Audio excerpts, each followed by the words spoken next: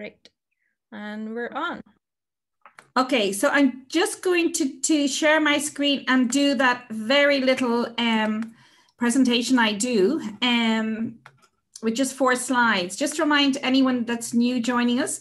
So my name is Siobhan Byrne. I'm the owner of Adams and Butler. You're all very, very welcome. We have 4 other people from Adams and Butler who are on this Zoom call as well. So they'll say hello just when I finish. We've got Rebecca, we have Richard, we have Gio, and we have Rachel. And we just want to thank everyone for joining us and for all our wonderful presenters who are going to present. We're a DMC for Ireland and the UK. We do everything from sort of 4-star upwards, but we also do a lot of Ultraluxe and very high end. We're a member of all the consortia. We're not a member of Signature, but we do work with a lot of signature agencies, and we're preferred with Frosh and people like that as well. We're a travel and leisure A-list advisor for Ireland and for Scotland and also for Africa. And we were runner-up in the Green Small Organisation of the Year because we really do believe in working with as many smaller sort of micro companies as possible, so that whoever, books with us, they can spread the love in the destination. And we were the winners of the Best Travel Professionals in the Irish Travel Industry Awards in February 2020. And then last but not least, we also do Africa. We're the only member of the African Travel and Tourism Association, and we specialise in Kenya, Tanzania, Rwanda, Zimbabwe, and South Africa. And for COVID, we introduced a goodwill policy with 100% credit. For any postponements, 100% transferable into someone else's name to facilitate the client if they feel they won't travel in the future. And for any new bookings from the 1st of May, as soon as the deposit hits our account, all of the commission that's in that deposit. So usually we look for 30% deposit. So 30% of the client's full commission will be sent to the advisor immediately. As soon as that money hits our account, because we feel that those dribbles are what's keeping the industry alive at the moment. And we all need those little tricklings of money in to keep going until next year, when no doubt it'll be better than ever before. So I'm just going to stop sharing my screen, and I am going to ask Alan from Mount Falcon to tell us about fishing in Ireland. Over to you, Alan. Hey Siobhan, how are you doing? Good evening, folks. My name is Alan. As I said, I'm the owner of Mount Falcon. We're based on the West Coast in County Mayo. You'll see our own property. mountfalcon.com is the website, and Siobhan and all of her colleagues are quite au fait with us, and they can arrange anything that we can accommodate you with here on the Western Seaboard. In respect to angling, we probably act very much as the angling hub for the region here. And when I say angling, for those who aren't aware, the angling market is quite a segregated market. The market that the west coast of Ireland is most famous for, and certainly Mount Falcon, is what is known as game angling. And game angling specifically, we're talking about 3 species of fish, which are highly prized. They're brown trout, sea trout, and Atlantic salmon in our case, obviously. So, as I said, Mount Falcon, we very much act as the hub for angling in the region here. I suppose nearest and dearest to us is Ireland's most prolific salmon river, which is known as the River Moy, which happens to adjoin our property. We own 2 miles of it here. It runs through Mount Falcon, the estate, and we obviously reserve the fishing rights on that for our guests, exclusively for them. They can literally walk down to the river, catch a salmon, which you could almost guarantee through June, July, and August, anyway, the peak of the season. And our chefs will cook them for dinner in the restaurant here. So, it's very much obviously a luxury, but as I said, the River Moy itself is, as I said, it is Ireland's most prolific salmon river. It accounts average catches probably about 15,000 salmon a year, which is quite extraordinary.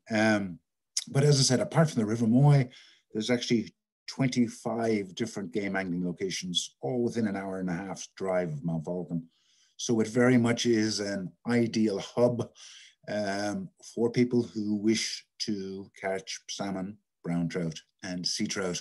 As I said, some of the locations vary in terms of the topography. So some are lakes, some are estuaries, some are big rivers, and some are smaller rivers that only fish really when they're in flood, because that's the only opportunity that the salmon will get to run them. So we very much act, literally, as I said, as a hub for game fishing in the region. We're also very popular. We've got some fantastic links golf courses around the area as well. We've got Enniscrone, 15 minutes from here. We've Carn an hour, and we've Ross's Point in County Sligo. So it's very much a golfing and fishing hub, and there's strong correlations between them. Acting as the hub, we literally act as a one-stop shop for anything to do with angling for any guests that obviously we can coordinate with. And again, we cater for whether you're a complete novice or kind of a world-class angler. We get quite a lot of well-known people who come here to the region to fish. They stay with us effectively, but we can cater for all sorts. And when I say one-stop shop, we've got everything. We've got, you know, the tackle, the gear, the bait, the flies, the rigs. We can organize, whether it's on our own fishery or any of the other fisheries I'm referring to. We can organize, obviously, what we call gillies, which are otherwise known as guides, or as most people could relate to them, perhaps as caddies on a golf course, which is critical, particularly if people don't know the area. So without wishing to be too long-winded, as I said, and it's not when I say myself, we have a fishery manager who's full-time employed here at Falcon. We have an estate manager, both of which are far greater experts at fishing even than I am. It's what they do with their life. We've got 5 or 6 gillies that are based here that know the local conditions, and literally we can organize anything when it comes to game angling. As I said, from a novice to a world expert. So I hope that gives you some sort of sense for it. That's fantastic. Thanks a million, Alan. And we have a video here to show of the property. Will I show you the video now? Sure. Okay.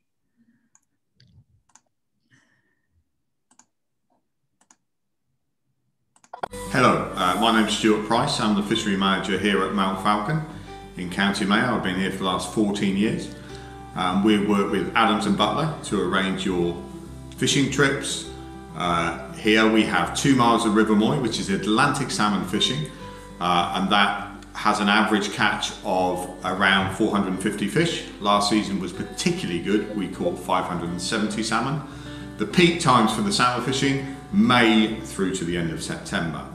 We also organise lots of off-site fishing, so there's wild brown trout fishing just over the back here at Loch Con. You go out with a boat and a guide and fish dry flies, wet flies, drifting in a boat, what they call loch style here. We also have lake salmon fishing, which is particularly good earlier in the season, April and May.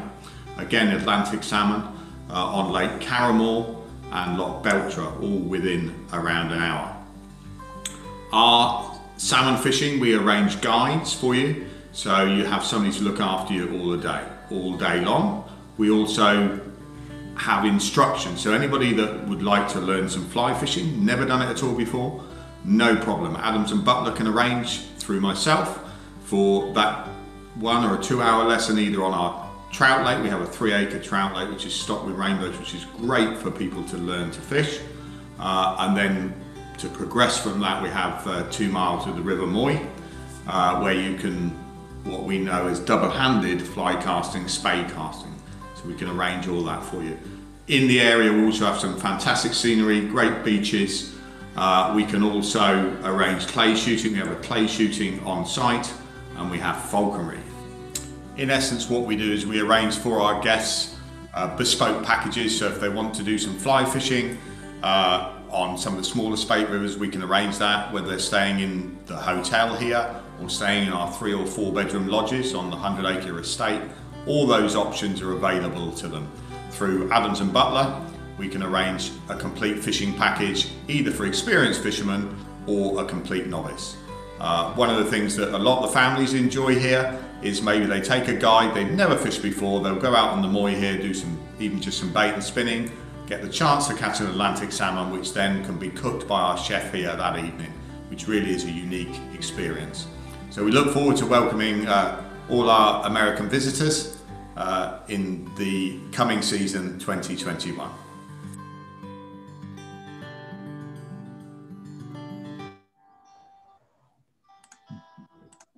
That's brilliant. Thanks a million. And the other thing to bear in mind is you can combine a trip in Ireland and you could fish in the West Coast, but you could also fish maybe in places like Blackwater in Cork, etc. And it'd be a wonderful way to get to know 2 parts of famous fishing areas in Ireland as well. So we are going to move on to John Fitzgerald, and he's going to tell us about the seaweed walks and the tours you do. You're mute at the moment, John.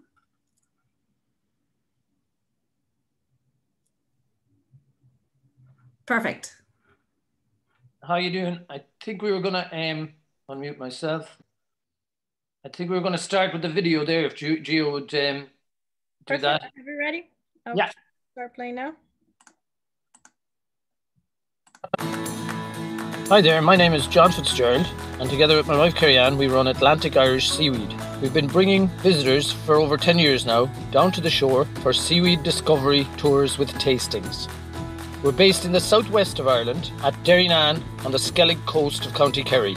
We work adjacent to Derrynane House and National Park, owned by the state, which has a cafe, restrooms and ample parking. Derrynane is located exactly halfway around the famous Ring of Kerry touring route, and it's at Derrynane House that we meet and greet our guests. We begin by strolling down to historical Derrynane Harbour, and on the way they'll enjoy a carrageen and fruit ice pop. At the harbour we get to stroll along the Wild Atlantic Way. Better still, we get to taste some of the delicious seaweeds that thrive in these pristine waters. We learn how to find, identify and sustainably harvest seaweeds such as sea spaghetti, one of the kelps with a lovely mild nutty taste. Also a red seaweed called nori or sloughcawn. This is used for the sushi wraps. Even though it's 2 cells thick, it can be up to 37% protein. One of my favourites is dillisk, comes from 2 Irish words, dúlaisce, the leaf of the water. This is the one that sustained the monks and skelligs through their long winters and was a wonderful source of vitamin C right through the winter times. You'll get to discover the various health benefits in some of the seaweeds. We'll explore the rich history of seaweed use, from the Vikings, gunpowder to ice cream. We've completed the Fort Ireland Safety Charter, and we're lucky enough to work outside at social distances. Our group sizes can vary from 1 to 55 when times allow. All visitors are given complimentary postcards, and they'll allow them to access a follow-up nutritional chart, identification chart and a synopsis of the tour. There'll also be some items that can be purchased at the end of the tour, such as seaweed bath packs, which will help you age backwards and turn your hotel bathroom into a spa, and also the world's first kelp cutlery.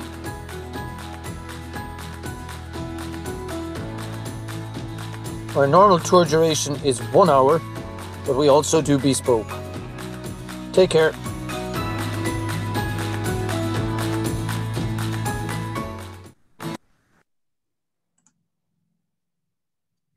Thank you, John. That was lovely. How are you doing, folks? Yeah, that kind of synopsizes a good part of what we do. We also offer unique fishing trips out there in Derrynane Bay, leaving from Derrynane Harbour, just in a small open boat where, weather permitting, we go and catch the fish available and enjoy sashimi and ceviche on board the boat.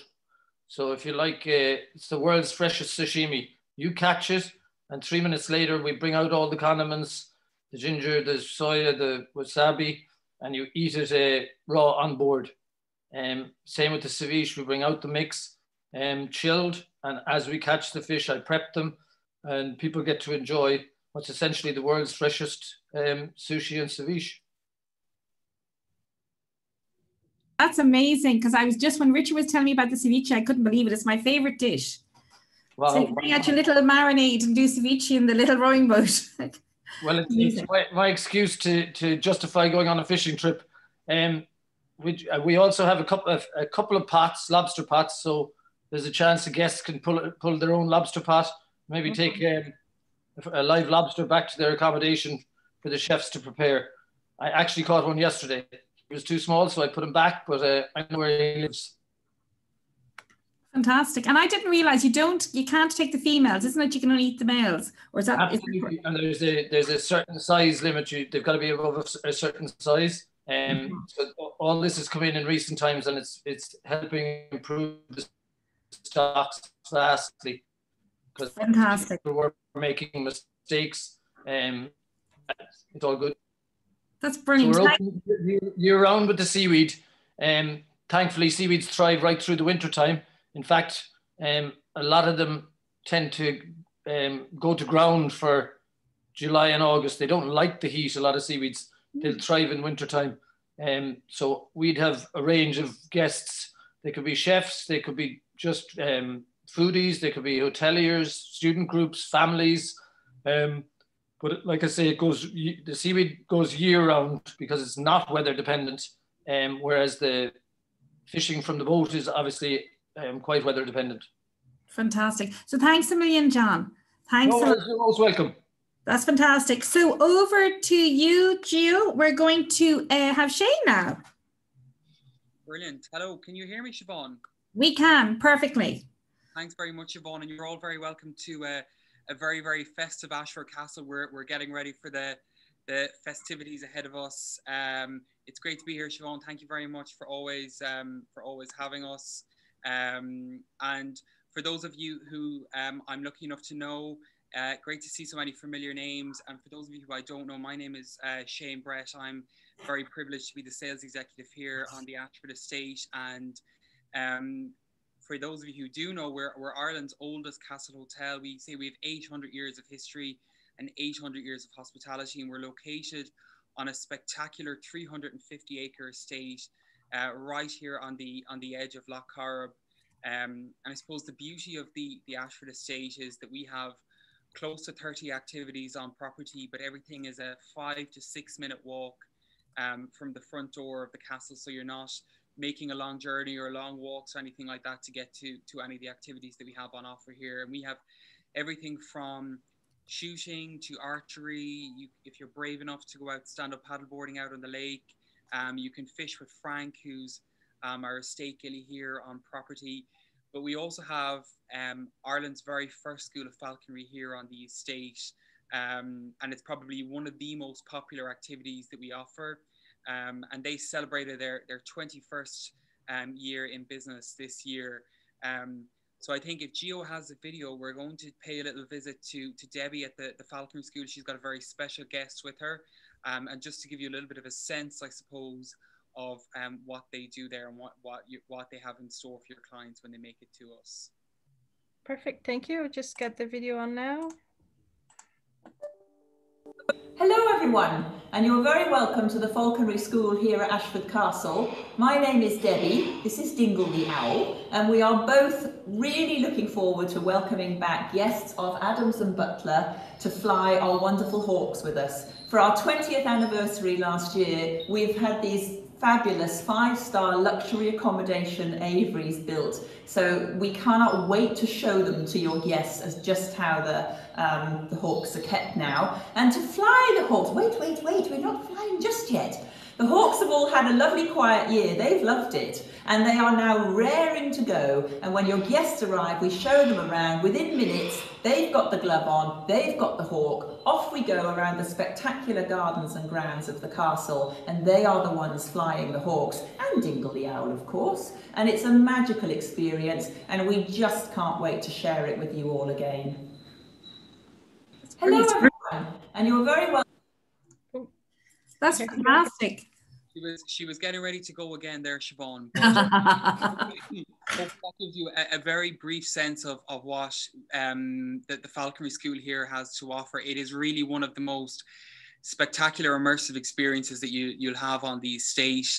And now I suppose that experience combined with the brand new Falconry School, and really what Debbie said about it being 5-star accommodation for the birds is no lie. So we can't wait to show it to you and your clients when the time is right. But that's it for me. I'm going to sign off with a little Nullig Honna, which is Irish for Happy Christmas. And that's it. Thanks very much. Thanks, Shane. And there's a question about Dingle the Owl that you're going to have to answer in the chat box. What type of owl is it? Do you know? A Eurasian owl, as far as I know. I know, ironically, that Dingle and I share a birthday. Yeah, so we celebrate together each year. But I'll just double check that to be 100% sure, but I think. That's fantastic. Thanks a million. Thanks, Shane. Happy Christmas. Likewise. Nullig Honna to you too. Take care. So, Gio, will we go over to Emer now in Castle Leslie? and hear all about the horses. Yes, thanks. Can you hear me, Siobhan? Perfectly. Yeah, so lovely to be here, and thanks a million, Siobhan and Richard, for inviting me here today to present, and it's lovely to virtually meet all of you and all your clients. So I'll just briefly start off by describing Castle Leslie Estate. It's one of the last great Irish castle estates that's still in the hands of its founding family since the 1660s. And much like Ashford, we offer a number of activities on our estate. We're located on 1,000 acres, so a very large estate. But our number one activity is equestrian. So we might start off by showing the video, Gio, if that's okay. Yes, have it ready.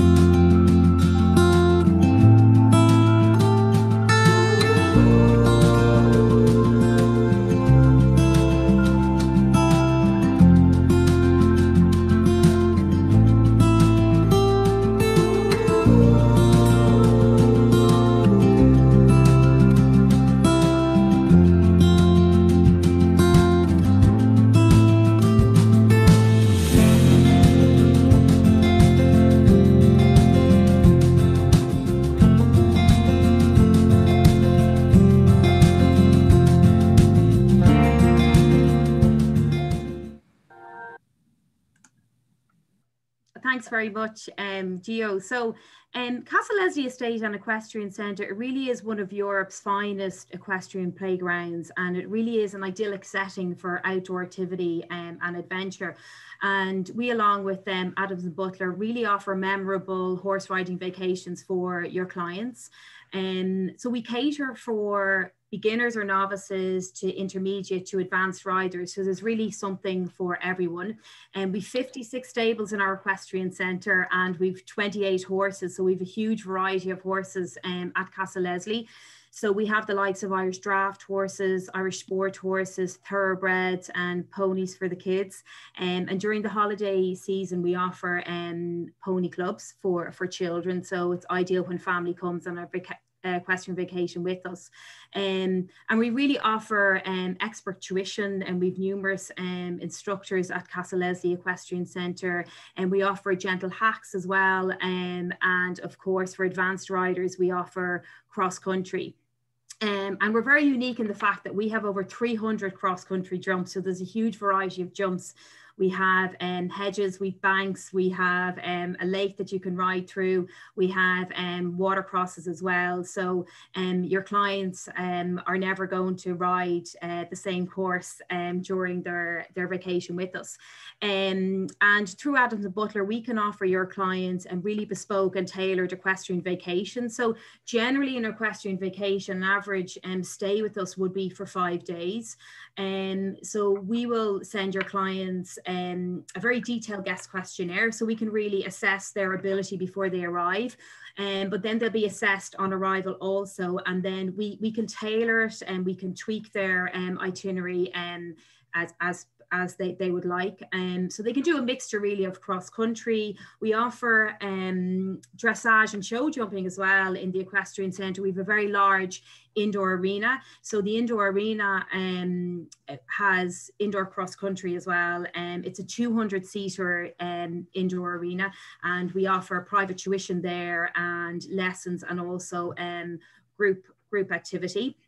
And then finally, we offer horse-drawn carriage rides as well. So our driver can take you off to a very picturesque part of the estate, and one of our many beauty spots for a lovely idyllic picnic. And just to mention for beginners, we do have a mechanical horse that's called Prince. So it's ideal for beginners or novices, because people can get up on Prince and learn posture before they go on a real horse. But it's also very good and very conducive for those riders really that may have had an accident in the past and they're very nervous about getting back in the saddle. So it's really ideal for them to gain back their confidence. So we look forward to hopefully welcoming your clients to Castle Leslie Estate. So that's brilliant. Thanks, Maria and Emer. It's very funny. The comment just came in there from Julie, and it says, "My clients are chomping at the bit to get back to Castle Leslie." Love it. So thanks, Maria and Emer. And now on to Honor Byrne for hearing about the Greenway and the cycling and whatever. Hi, Siobhan, how are you? Hi, everybody, I'm Honor, and I'm sitting in Ardmore, County Waterford today, home of the Cliff House Hotel. I'm here to tell you a little bit about the hotel, but also to reveal to you Ireland's favourite adventure, the Waterford Greenway. And Gio, you have a little video there for us? I do indeed. Here we go.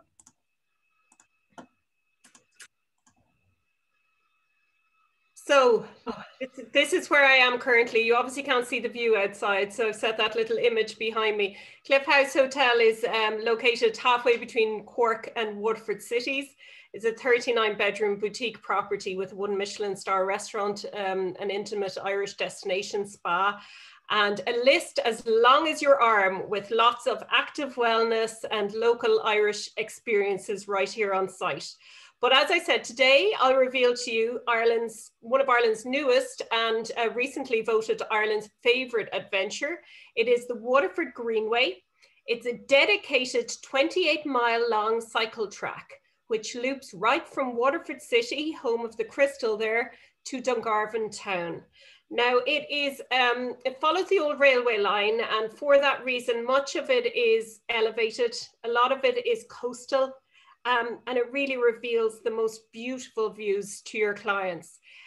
We have it broken up into little stages, so it suits everyone, from the lazy to the lycra is what we say. And our favorite stage here at the hotel is this one that's featuring here in these images. It loops from a teeny tiny village called Durrow. We start the client at a pub called O'Mahony's, which is run by a couple who are now in their 90s. And originally, Mr. O'Mahony would have taken the train that runs along this loop to school every morning.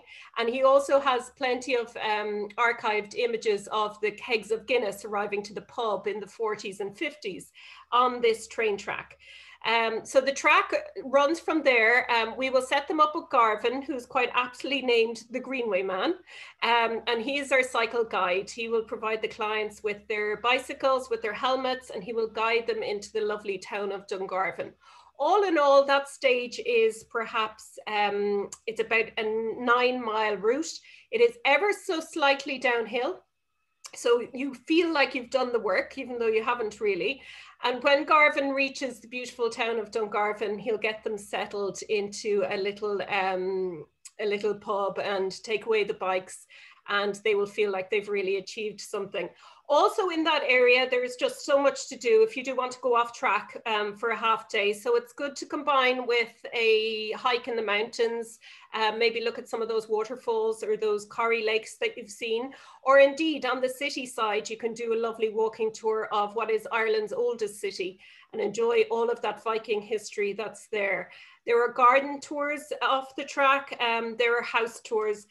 There's really something for everybody there. So you can venture off or stay on, but it is dedicated walking and cycling for 28 miles. So your client is always safe and always secure. And hopefully then we get to welcome them back to the hotel at the end of the day where they can enjoy our Michelin star dining or our casual Irish food. Thank you so much, Siobhan. If there are any questions, let me know. We had a question about the length, but we've covered that. So Richard has given it in kilometres and you've given it in miles, so we're good. So just to alert everyone, because I don't know like how well you all know your Ireland, but Waterford borders Cork. So you can go from like, you know, there's amazing things to do as well in like literally on the border of Waterford and Cork. So like you can go to the Jemison sisters and you're going to talk to Micheál Martin later and he's in East Cork, you know, in Cove where you have the Titanic, you know, centre there as well. So, you know, there's lots of things to do in that area. And it's an area that we're really, really trying to encourage people to visit. You've got Dunbrody, you've got Marfield just above and Wexford. So, you know, try and think always about that sunny southeast as an add-on to your itinerary. And I can assure you, you won't meet a lot of people who will have seen the hidden gems that you will see when you go there. So we're going to pass on to Roderick and up to another area that I would like to promote as much as I could. And that is Sligo, because again, Sligo is sort of like, I'm not going to say the poorer sister, but it's not as well known. And again, lots of things to see and do there. And if anyone joined us for the Chronicles, the Literature Chronicles, you were talking to Damien Brennan. And he is the Yeatsian, is that a word? Yeatsian scholar up in Sligo as well. So if anyone was listening to us, was it last week, Gio? It was last Friday. So over to you, Roderick. Thank you very much. I hope you can hear me okay. Perfectly. Okay, so forgive me. I'm just going to share the screen. I hope that works. No.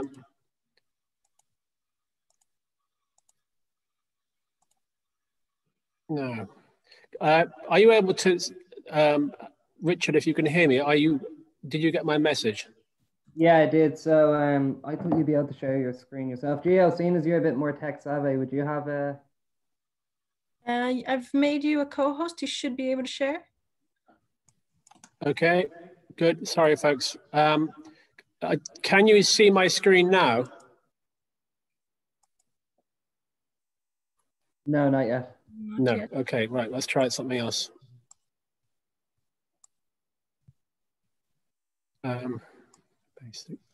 Okay, right. Now you can see it. Can you see my screen now? Yeah, it's still not yet now. Not yet. Okay, sorry, folks. Don't worry, don't worry. Yep, it's happening. Perfect. Oh, hallelujah. All right. Okay, so I don't have any fancy video, but I do have some lovely pictures. So can you now see Temple House? Brilliant. Okay, brilliant. So thank you for your patience there, folks. Temple House, we're in the northwest, as Siobhan told you, 3 hours from Dublin, 3 hours from Shannon on the Wild Atlantic Way. We are open through the summer for all sorts of activities and visits, whether it's individual rooms or families or whatever. But today I've been asked to speak to you about hunting parties, which is what we love to do this time of year. My family have been here since 1665. The present house was redesigned by my great-great-great-grandfather in 1864, and it was my parents who first opened the house in the 1980s. So you've got that good-looking chap on the top left, George, who married into the place, and then Alexander, bottom left, is the chap who actually repurchased the place after the famine in 1862, after his brother had to sell it. There's a lovely picture, not in the winter, of the Knights Templar Castle behind the tree overlooking the Temple House Lake. We've got boats on the lake there, and we would also, at this time of year, we would go after duck. But what I'm talking about today primarily is woodcock hunting. In the house, it's a very large house, you would have gathered, but we have up to 10 guest bedrooms. So really, it's a country house. We're very well suited to exclusive takeovers, whole house rental, and especially shooting parties. My wife and I have been doing it for about 16 years, and my parents did it before us. And to put you into the picture, there's one group who've been coming for 25 years. Now, they're not quite as fit as they used to be, but it does tell you that we've been doing something right. I hope you like my title there. Come for a house party and bring a gun. But that's really what it's all about. The social aspect is as important as the sporting experience. So we don't take individuals. So this is it's driven woodcock. So that people, I mean, woodcock it can be a risky sport insofar as you need to have experience if you're going to go after woodcock, because they're so unpredictable and so exciting. And that's what I love about it.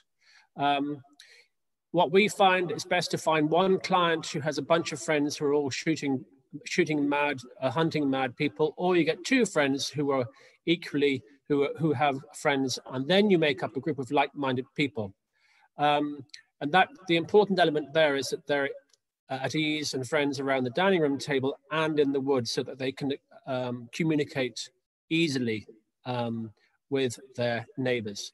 The guns can come with or without partners. We don't mind. We could look after wives or partners with things to do, like, for example, Voya Seaweed bath in Strand Hill, or we can send them off on short trips along the Wide Atlantic Way, and things like that. In fact, we usually encourage everybody, all the couples, to come out with us, and we actually quite enjoy getting them through the woods because it's so beautiful. I'll show you a couple of photographs later. Generally speaking, you're talking about 3 to 4 nights. The reason being, we don't do 1 days because woodcock are wild, which means you really don't know how many birds you're going to see. And if you do see the birds, they might actually go over your neighbor's head instead of your own. Or the woodcock could come close to you, but because of safety, you can't raise your gun. So we like to do 2 or 3 hunting days at a time, 3 preferably. The main hunt is woodcock, but sometimes we do duck on the lake, which you've seen already, and an afternoon of snipe on our bog. It all depends on the weather. If, for example, like yesterday, it was very, very cold, we wouldn't bother going looking for snipe. We're pretty experienced as we have guides who've been with me for a long, long time. And we always have a plan for the morning, and then depending on how many birds we see, we would adjust the plan in the afternoon after lunch. What we do is we pick a date, which generally speaking, the season is from the 24th of November. I haven't taken note of this, but Siobhan, you might later. The season is 24th of November to the end of January. The season actually opens on the 1st of November, but there are insufficient birds to go out, insufficient migratory birds. 10% of woodcock are native, but we don't want to shoot those because it's only 10%. Right, so when you do the gun licenses, we need to allow 6 weeks. Partially completed forms are provided, and it's very easy. We can provide cartridges, we can provide insurance, proper hunting, shooting insurance. All hunting is driven, but clients must be reasonably fit and able to jump the odd ditch. If 1 or 2 people are not that fit, we can look after them, but there are some people who have to be fit. The day consists of a good hearty breakfast followed by the safety talk, very important safety talk explaining how we operate things. We usually hunt on the estate for the first morning in case people have forgotten things, and then we might go travel afield, further afield later on. We always return back to the big house for a hearty lunch, and our experience is that allows people to catch up with the office and things like that. If someone picks up their phone during the shoot, it's normally thrown in the air and shot, or at least that's what we threaten. We go out again after dark, until dark after lunch. There's a lovely local pub that opens especially for us with a huge fire. And then we're back to the big house again to change for dinner. I say change for dinner, but really each group can set the tone. We can be as relaxed or as formal as your clients would like. So we go from black tie to baseball caps. It doesn't matter. Dinner is an experience in itself. We gather for cocktails in the morning room, and then we dine at the vast mahogany table. It's all good, fresh country house fare with a modern Irish twist. This, I'll run through some photographs. This is our native woodland. So you've got the beautiful, beautiful lichen. That is a sign of fresh, clean air. Absolutely beautiful. And you're also looking at Scots pine. So that's native Scots pine on native and just untouched woodland. This is our bog. So this is actually, we're driving snipe here. The guns are on the left, and this is my beating team beside me, pushing the snipe forward. Here is a woodcock, beautiful woodcock. They are spectacular birds. There we are. Here's a couple who've been coming for 20 odd years. She loves working the dogs, and he's a great shot. This is actually up near, overlooking Lisdale. Some of you may have heard about Lisdale and Ben Bulben, up near Mullock Moor, north of Sligo. And so he's actually turning around, huffing and puffing and admiring the view there, as well as posing for the photograph. Once again, Scots pine on beautiful bog. So we do as much as we can of native woodland. There's also pine, which we would go through. And once again, it's dependent on the weather as to where we would go. Here's a chap posing for me. Look at the lichen there, it's absolutely beautiful. And that's my dog Echo waiting for a bird to come over. This is a nice bunch of guys who've been coming for many, many years. And that's in the pub on the way home. Another pub actually called O'Connor's in Ballysadare, beautiful traditional pub. There's me and the beating team, and that's me there, yeah, pretending to take charge with some of my dogs. There's a happy chappy with his woodcock.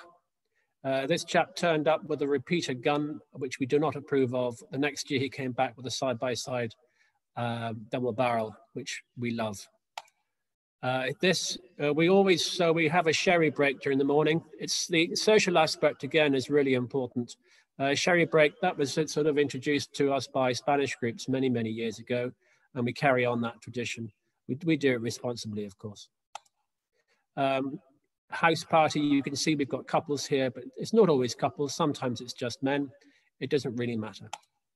The front hall, the vestibule, the morning room with the open fire. This is where guests will be sitting before dinner and so forth. The dining room, open fire, good food. Bedrooms, lots of different various bedrooms, Wi-Fi throughout. A bedroom, another one, a lovely view, and there you are. There's a couple of gun dogs. Thank you, Siobhan. Hope that wasn't too long. That was perfect. Thanks a million. That is in the heart of Yates country, but also gunpowder gin country. So it really is a fantastic area to visit. Lots of, there's different walks you can do along the sea as well if you want to make a longer stay when you're in Sligo. Roderick, can you just add maybe a line or two about maybe pheasant shooting and deer shooting as well? Deer is not something that I do around here, but I can give you a day. Yeah, no, we do it in Screeb House and in Wicklow and stuff, but just to give people a few sentences on it.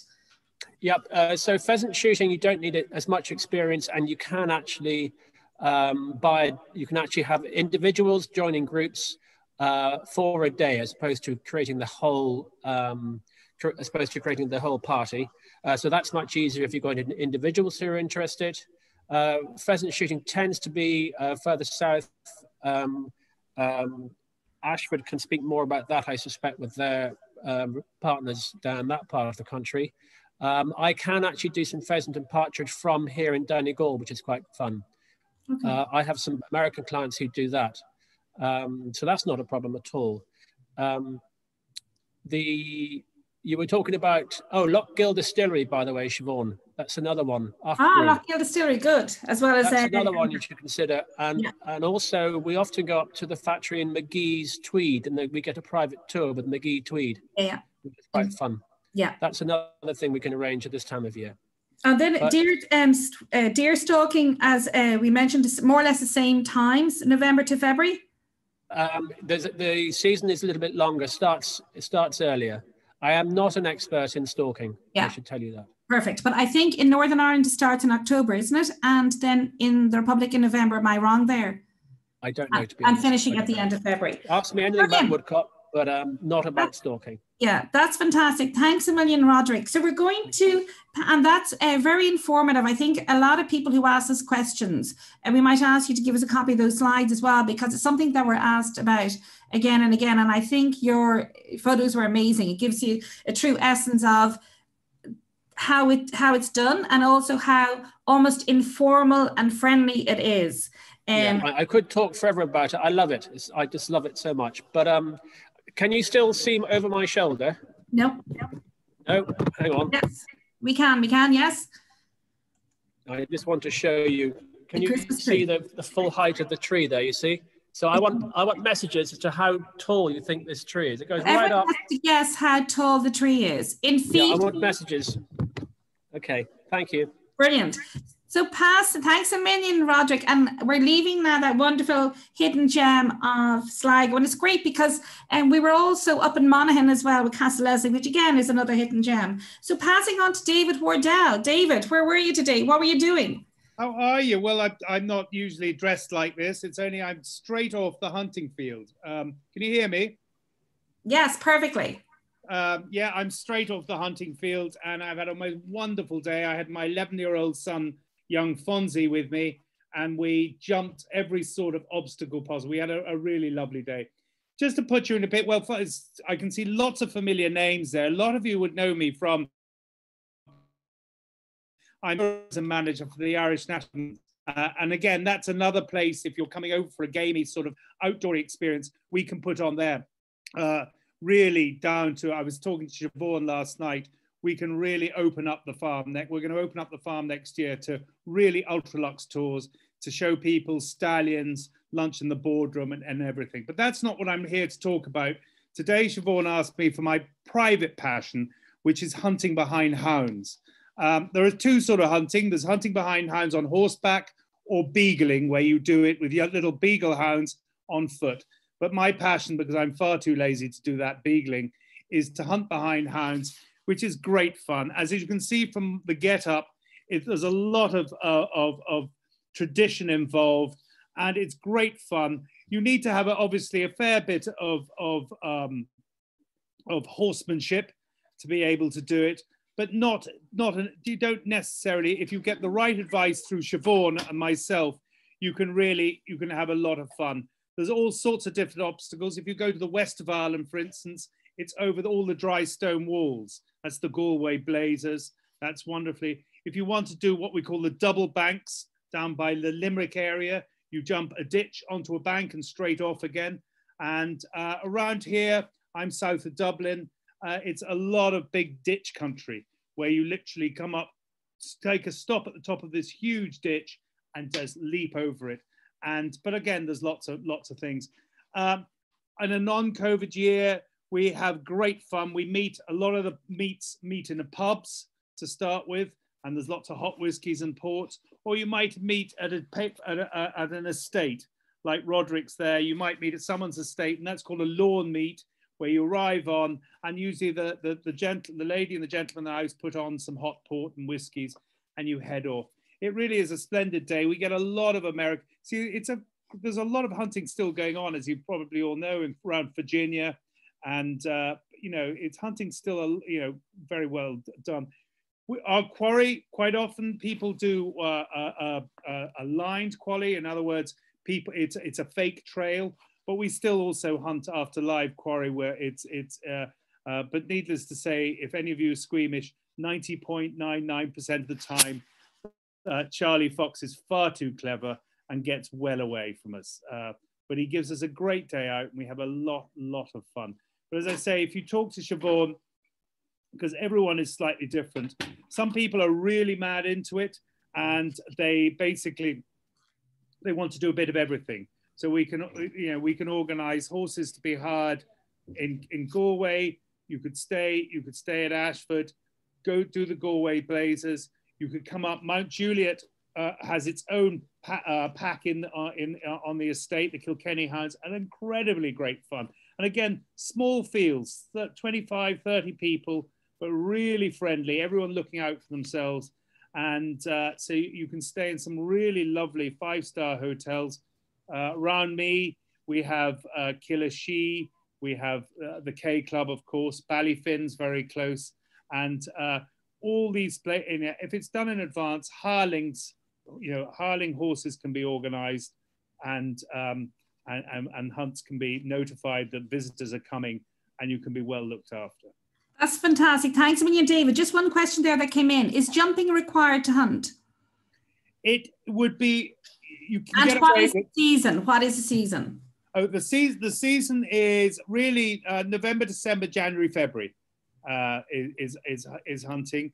And then you've got fun things like hunter trialing after that, which is all like I said. Jumping is, yeah, I mean, really you need to be a fairly accomplished horseman or a horse lady, but there are a lot of people, they jump very little. They can always find a gate. But if the hounds are suddenly racing, and they could be going for 2 or 3 miles.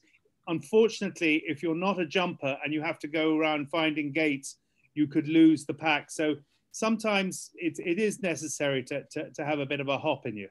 That's brilliant. Thanks a million, David. No worries. Thanks a lot. So we're going to pass on to Emily now, but just whilst we're passing on to Emily, to remind people that really the rough idea for those country pursuits in the winter is November to February, more or less. Like there's the grey area there, for the woods, cock, etc. But more or less November to February, you can keep those dates in your head. Siobhan, you were asking about the stalking. They basically stalk the stags, the male, earlier on during the rut, which is sort of September, October, and then later on around the Christmas period is the hinds. Brilliant. Thanks a million, David. And also Christmas, like we were just talking yesterday, that it's very popular for the hunt as well on Boxing Day or St. Stephen's Day in Ireland, David, isn't it? Oh, yeah. I mean, the Boxing Day, I'll have my entire family out on Boxing Day, from my 7-year-old up. All 5 of us will come out. And this year will be slightly different for COVID reasons, but usually it's in the local town and there will be thousands of people literally with drinks in their hands along the street, and it's a real spectacle. It's wonderful.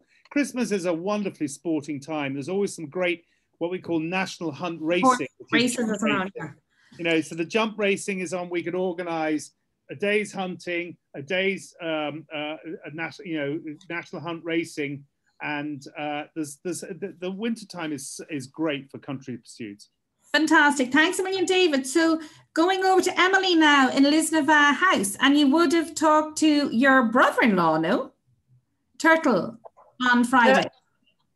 Oh, you were talking to Turtle? Turtle was on our webinar, yeah. Oh, right. Yeah. Sorry, I haven't got the background that everybody else has. Don't worry. Very unprepared. But anyway, my name's Emily, and I'm married to William Bunbury. And hi to Dave and Roderick, who I know. Lovely to hear all the hunting tales. I'm not actually sure how yoga fits into country pursuits, but anyway, Pam Butler and I do something called a yoga and sleep retreats at Lisnava. And just to say a little bit about Lisnava, because the video goes on for a bit. It's a private home in County Carlow, and William and I run it as a bespoke venue.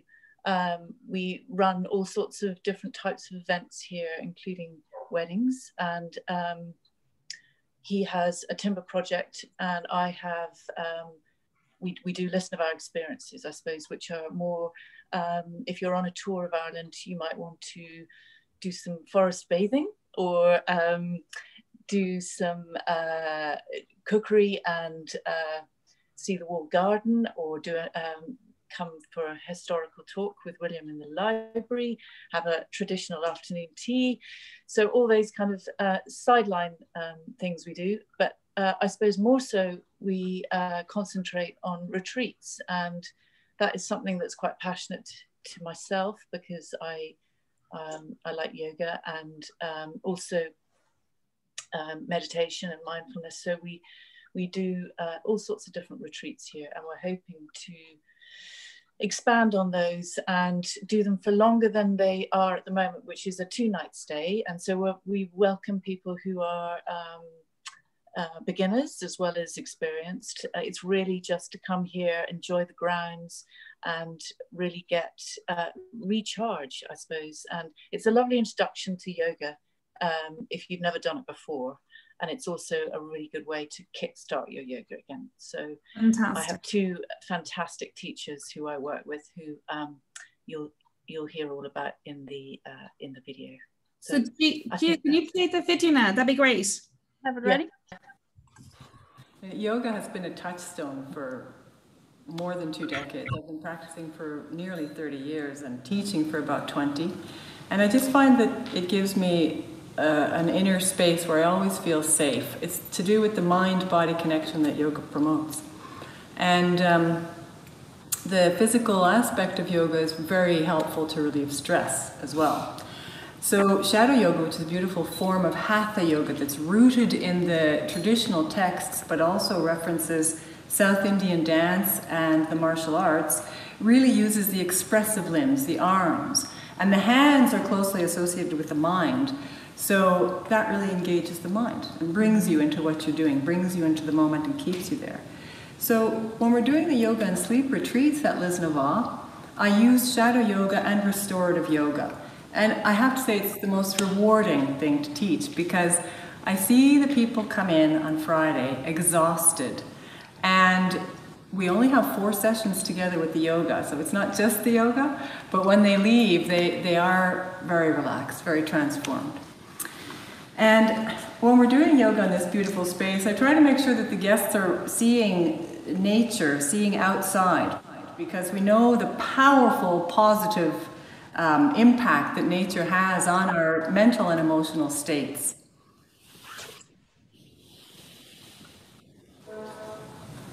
Emily hit upon the idea of yoga and sleep retreats, a very simple concept 10 years ago now. And we've been developing it and running it ever since. It's become very popular and we've had overwhelmingly positive feedback. I suppose the best testimonial you can get is repeat customers, which is what we've had over the years. So the food is produced in our walled garden here at Les Navas. It's really, we want to develop it as much as we can into a vegetable and herb garden. With its microclimate, it's possible to do this pretty much all year round, which is amazing. They are amazing places, the walled gardens. And what I can't get in the walled garden, I buy locally through an organic producer. Basically, that I follow the Ayurvedic diet quite loosely, but really it's about keeping within the seasons, and also there's the different doshas, which are the vata, the pitta, and the kapha, and how they differ from season to season. But when people come and stay here, they might get an everyday spice mix with their food that they can sprinkle on it, which is the kind of Ayurvedic thing. The key to good sourdough is the flour. And that's an important aspect in yoga as well, because we talk about nourishing not just the body, but nourishing ourselves on the mental and the emotional level. So it's just a beautiful marriage, the food, the comfort, the luxury. And Les Navas itself is a very healing place. There's warmth here. You come here and you have the yoga and the food and the luxury and the outdoors and the fresh air, and it's like getting a big hug all weekend.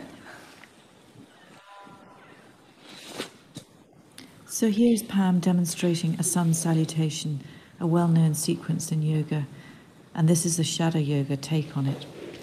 She's in our garden wing with sunshine streaming through the windows, and it is at this time I wanted to say how much I value Pam as a person and a yoga teacher. There are many, many times that I have said to myself and to others how lucky we are to have such a magnificent person and such an excellent and experienced yoga teacher on our doorstep. Pam has been a huge support over the years. Alongside, we have Lisa Quish, who cannot be with us today, and she is equally as talented and supportive. Lisa heads up the mindfulness and yoga retreats at Lisnavagh. You can book our retreats through Adams and Butler. So we look forward to hearing from you soon. Thank you. That's brilliant. Thanks a million, Emily. So just because we're short on time, I'm going to very quickly go over to Micheál Martin and then on to Mount Juliet, and then we're finished. Hi, good evening, everybody. Pleasure to be here. Thank you, Siobhan, and your team at Adams and Butler. I'm just going to share my screen for a very short video, and then I'll talk through what we do in Cove.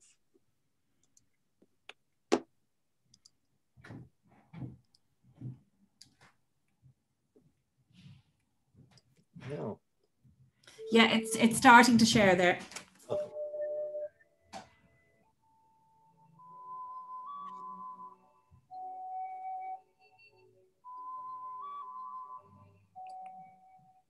Welcome to Cove in Cork Harbour in Ireland and to the Titanic Trail virtual tour. This place was the last port of call of RMS Titanic. Not only that, it was associated with the rescue efforts after the sinking of the Lusitania. It was Ireland's most important port of emigration. There's no video showing. We can only hear it. Okay. Well, we'll stop that straight away then. Do you want to just try and do it again? You can keep on talking while you try and do it again. Yeah. Well, it's only a very short video anyway, just to give people a sense of the architecture of the place, which can probably be seen behind me. So rather than risk any further technical difficulties, we leave it at that. I do have a presentation that Richard is going to put on the screen for me anyway. But for those of you who I don't know, my name is Micheál Martin, and I've been working with Adams and Butler for some time now. I think we originally met in Australia on a trade trip down there, Siobhan. And we provide a variety of bespoke packages. We also operate public tours, but with Adams and Butler, it has been really packages that we have created for the client themselves. We were established in 1998. And we began by offering an outdoor guided walking tour of this extraordinary place. Cove, formerly known as Queenstown, would have been noted as being Titanic's last port of call. However, it was much more than that. You can slip on to the next slide, please, Richard. Yeah. It would have been the rescue place where the rescue was coordinated for the Lusitania, for example. It was Ireland's major port of emigration. More than half of all the immigrants that ever left this country came through this small town here. It was a place where the US Navy were based during the First World War, and going further back in its history, it would have been a primary stopping off point for voyages in the early days of exploration that saw later the colonization of South America and North America and so on. I myself spent 23 years in the Irish Navy, and I'm the author of 4 books on different historical topics, and received a doctorate from University College Cork and the University of California. And what I feel we do on our tours and our one-to-one presentations with clients is we give them perspectives on popular myths around stories that they think they already know a lot about. So we address questions like, was Titanic really the biggest ship in the world? Was everybody clamoring to be on it? Had nothing like it ever been seen before? I'm afraid the answer to all those questions are no, no, no. But the facts are far more interesting than the fiction. What's extraordinary and unique about the town of Cove is all the original building streets and piers where we conduct our outdoor tours are all still there. They reflect the last 250 years of history here. So instead of being in a stuffy museum room and showing you a faded picture of the building that Titanic passengers left from, we can do a whole lot better than that. We can show people the actual building, and more importantly, perhaps tell them the actual story, which I think is far more important. People, when they leave us, go away with a very different experience and a very different perspective on history. I always say that history in its delivery has to be accurate, but never ever boring. So people will clearly remember what we told them. In addition to our guided walking tours around Cove, we also have guided walking tours around Cork City. We can link up with people who are coming in off ships.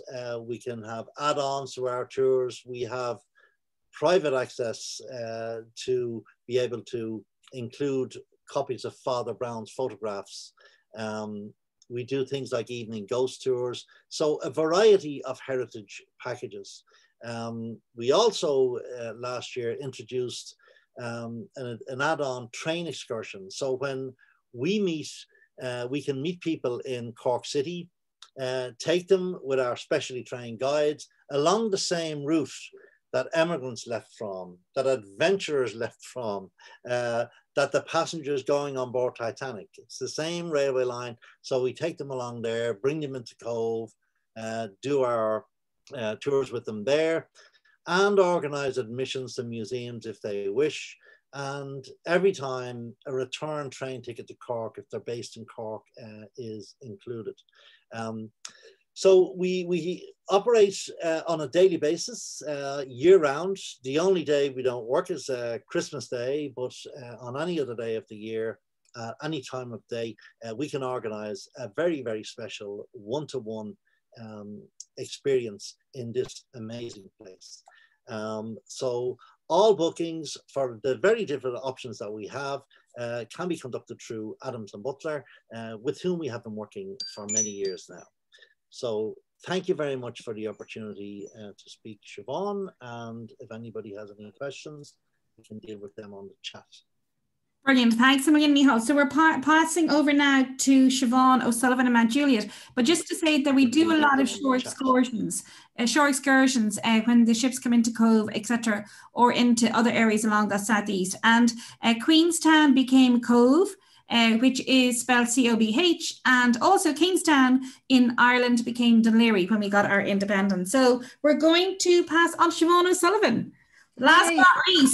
Last but not least, and greetings from, well, usually the sunny southeast, but it's dark outside at this stage now in Ireland. But thank you for having me, Siobhan, and lovely to be part of such a gorgeous contribution, I suppose, to Ireland here this evening as well. So I am Siobhan O'Sullivan. I'm Director of Sales and Marketing here at Mount Juliet Estate. We are a 500-acre estate in County Kilkenny. So again, in the sunny southeast or ancient east of Ireland. The hidden gem, I suppose, which is a nice little part of Ireland, I suppose, as well, with beautiful coastal areas as well. If you haven't been, it's definitely properties here on the estate. We have the Manor House, which dates back to 1757. And again, it was, I suppose, originally the estate was a story built in love, where the lovely Butler family got married and renovated and I suppose built the Manor House here on the estate. And still today we continue the 250 years of evolving history in what we do in our lovely hospitality here at Mount Juliet Estate. Then about 2 or 3 years ago, then we renovated the existing stables of the estate to another 5-star hotel, which is a 93-bedroom hotel. So again, it's kept all of the original beautiful, I suppose, beamwork and essence, I suppose, of an old country estate. We've many activities on site. Again, like a lot with our lovely partners here today, like Ashford Castle and Castle Leslie as well. We have fishing on the River Nore that runs through the beautiful estate here. We have falconry also. We have Jack Nicholson designed golf course as well, which is an 18-hole golf course. We were due to have the Irish Open here this year, but unfortunately in the COVID world that we're all living in, that didn't go ahead. But looking hopefully forward to having that back next year. We've archery, and we have a beautiful Michelin star restaurant as well in Manor House. And we work with Siobhan and her team on all of her lovely American and North American guests coming into this part of beautiful Ireland as well. And I suppose the essence of the estate is the history and heritage, and what I suppose we continue today after 250 years of history. And a part of that is our beautiful horse and hound welcome, which is very unique, I suppose, to the area. And I know David mentioned about our lovely Kilkenny hunt that we have on the estate as well. So it's just at the bottom of the estate. We have 80 hounds still living there today. So we don't own it anymore, but they would work with us on special, I suppose, welcomes that we would work with on any families or any events that we're running here as well, or any families that would like to have a horse and hound welcome. There is a few pictures, I think, there that Gio has that we can run through, but it is definitely, you know, very special to the estate. Kilkenny Hunt still runs twice a week. Again, they're, you know, the main, I suppose, hunting season, as David also mentioned, is November to February. Margaret Huntsman would work with us closely if there's any of our guests that would like to even just go down and see the hounds if they didn't want to do the whole welcome. It is part of the estate. It is part of our estate tour as well when we introduce it through Des, our estate host as well. So you can go down, like at the minute, there's 20 beautiful little puppies down there, and they're just absolutely adorable. You just want to take them all home. So again, it's those immersive experiences, again, that we can work with Siobhan and her team to deliver to your wonderful clients, I suppose, coming to Ireland when we can get back open and enjoy it as well. And I suppose it is, I suppose, Kilkenny is a destination like the sunny southeast. There is a lot of craft and that immersive experiences like your pottery and your glass blowing and your silversmiths and all of that experiences as well. We are very well known for hurling, although maybe not so much this year, but I suppose the Irish GA is live and well around this area as well. But again, we're 90 minutes from the airport, and I suppose to one of our colleagues is Cliff House will be about 40 minutes drive. So I suppose you could work around with Siobhan and team's guidance on you know, a really nice bespoke experience, I suppose, with Ireland as well. We have some amazing properties which you've seen here today as well, and we're, I suppose, like anything else, we're looking forward to it, and we're ready and waiting for, I suppose, Ireland to open back up to wonderful North America and have everybody back with us and working closely with everybody again. And that's really it. I suppose our website is myjuliet.ie. Any other information, I'm sure Siobhan and the team can enjoy. There is some pictures there, I think, if you want a show of the horse and hound welcome. Generally, we do it outside Manor House, and the horse and hounds come down the hill into Manor House. We would have drinks reception or have a lunch on the lawn, depending on, I suppose, what way you would like to. Obviously, sometimes we do it as they arrive in the estate, and we usher, obviously, like this, the bus into the estate, or your coach and luxury coach into the estate as well. It is a beautiful part of Ireland, and we're very lucky to have 500 acres as well that, you know, you and your guests can enjoy when you're on the estate. So a lot of picnic areas as well that we enjoyed, obviously, over the summer as well.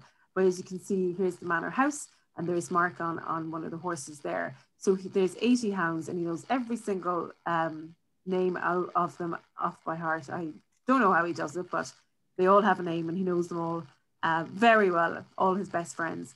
But again, as I said, it's a really nice experience. It's very different, and, you know, it can be a fabulous welcome to a 5-star estate for any of your clients looking for something different as well. And I suppose something unique to Ireland and to the immersive experiences that we're so lucky to have, you know, everywhere in our beautiful country.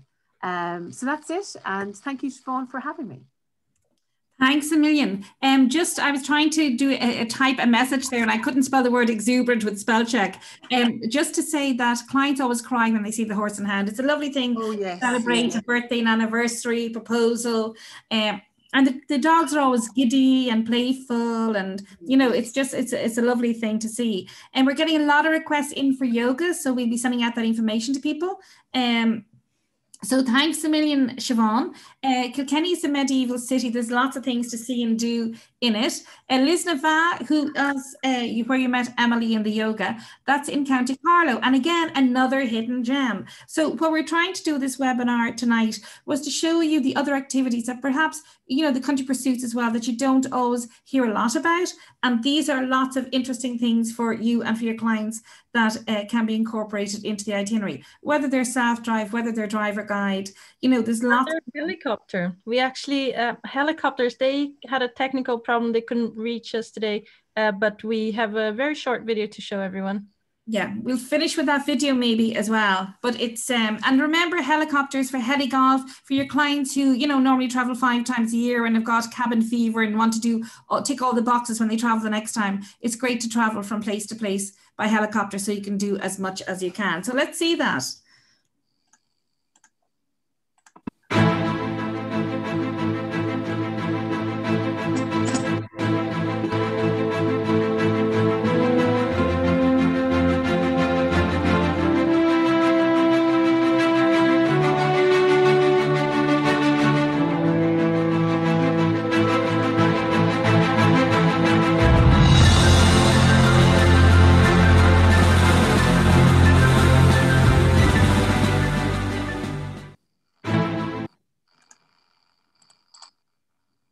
Gee, was that it? Yes, that was all. So we can do it, discover Ireland by helicopter as well. Yeah.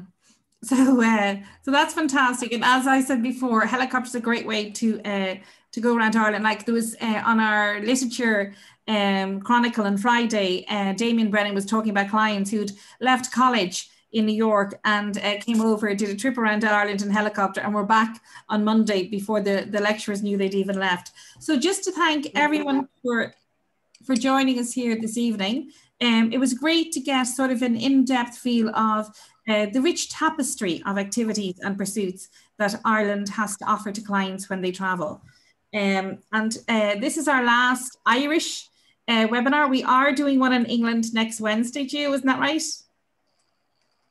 Yes, we are. We are, and that'll be our last one for the year. But fantastic presenters. I myself learned a lot. And just if the the Adams and Butler team can just say hello to people there, Richard maybe, and Rebecca and Gio yourself, before we sign off. And again, thanks to presenters and the attendees. So there's Richie. Yeah, so hello everyone, thanks for joining us, and I hope you enjoyed it. Merry Christmas to you all. Rebecca. Hi everyone. Thanks. And Rebecca is joining us from Northern Ireland, up in Fermanagh. What's it like in Fermanagh? Is it beautiful? It has been. It's been gorgeous. Very cold, crisp weather here. Yeah. Really nice. Brilliant. Thanks, Rebecca. And Gio.